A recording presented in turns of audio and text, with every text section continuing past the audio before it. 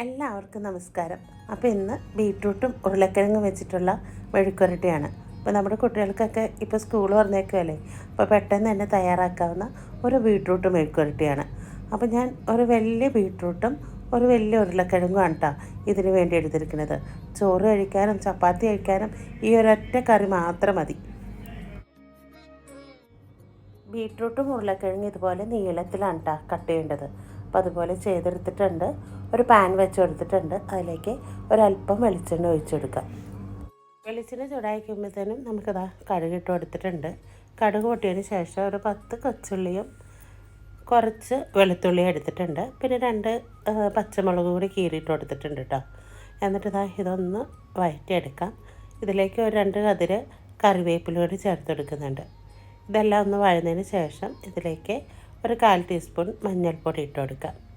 അതും ഒന്ന് മൂത്ത് വരുമ്പോഴത്തേനും നമ്മൾ അരിഞ്ഞു വെച്ചിരിക്കുന്ന നമ്മുടെ ബീട്രൂട്ടും ഉരുളക്കിഴങ്ങും ഉണ്ടല്ലോ അത് ഇട്ട് കൊടുത്തിട്ടുണ്ട്. എന്നിട്ട് എണ്ണയിൽ നന്നായിട്ടൊന്ന് മൂപ്പിച്ചെടുക്കാം. 5-10 മിനിറ്റ് നേരം നമുക്ക് എണ്ണയിൽ തന്നെ ഒന്ന് വഴറ്റിയെടുക്കാം. എന്നിട്ട് നമുക്ക് അടച്ചു വെച്ചിട്ടാണ് കേട്ടോ കുക്ക് ചെയ്തെടുക്കുന്നത്. അപ്പോൾ ഒട്ടും വെള്ളമൊന്നും ഞാൻ ഒഴിച്ചെടുക്കാതെയാണ് കേട്ടോ ഈ മെഴുക്കുവരട്ടി തയ്യാറാക്കുന്നത്. അപ്പോൾ ഇനി ഇതിലേക്ക് ആവശ്യമായിട്ടുള്ള ഉപ്പും കൂടി ചേർത്ത് കൊടുത്തിട്ടുണ്ട്. എന്നിട്ട് നന്നായിട്ടൊന്ന് ഇളക്കി യോജിപ്പിച്ചെടുക്കാം.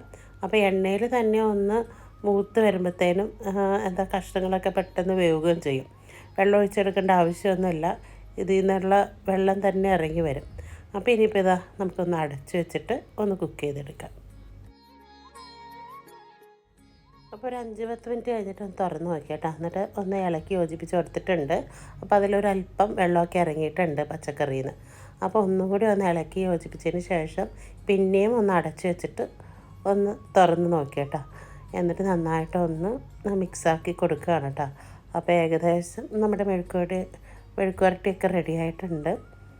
ഇനിയിപ്പോൾ ഇതിലേക്ക് നമ്മൾ ലാസ്റ്റായിട്ട് എരിവിനായിട്ട് ഉണക്കമുളക് ഉണ്ടല്ലോ അതാണ് ചേർത്തെടുക്കുന്നത്. വേറെ മുളക് പൊടിയല്ല കേട്ടോ. ഒരല്പം ഒരു 1-1.5 ടീസ്പൂണാണ് കേട്ടോ ചേർത്ത് കൊടുത്തിരിക്കുന്നത്. അപ്പോൾ അതും കൂടി ചേർത്ത് കൊടുത്തിട്ട് നന്നായിട്ടൊന്ന് വഴറ്റിയെടുക്കാം.